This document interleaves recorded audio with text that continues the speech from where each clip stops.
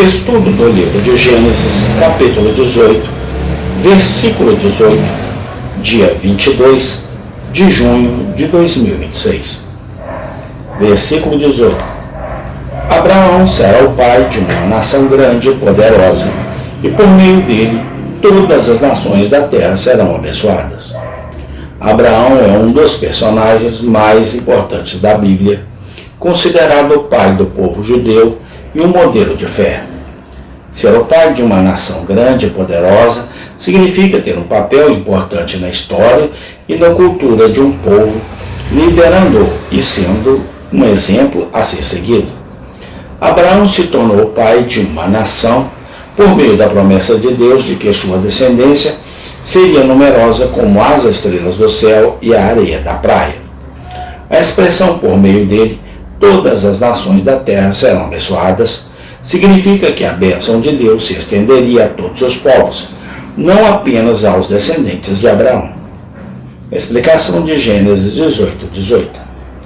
A promessa de Abraão, como um homem se tornou o pai de uma nação e abençoou todas as nações da terra.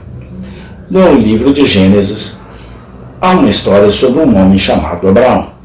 Ele era um homem comum, mas Deus o escolheu para ser o pai de uma grande nação. Deus fez uma promessa a Abraão de que ele teria muitos descendentes e que sua família seria abençoada. Abraão acreditou na promessa de Deus e confiou nele. Um dia, Deus apareceu a Abraão em forma de 3 homens.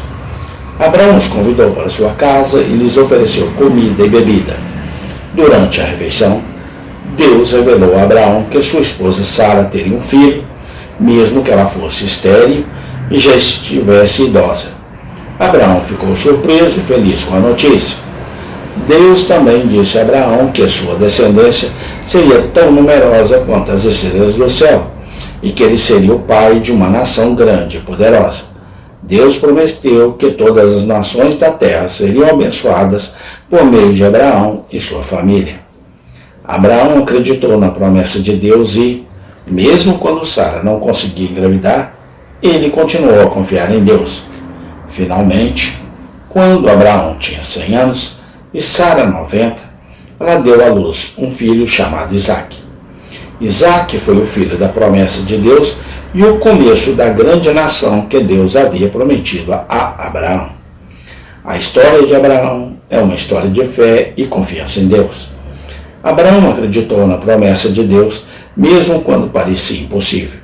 Ele confiou em Deus e, por causa disso, foi abençoado. A promessa de Deus a Abraão se cumpriu e ele se tornou o pai de uma grande nação e abençoou todas as nações da terra. Hoje a promessa de Deus a Abraão ainda é relevante.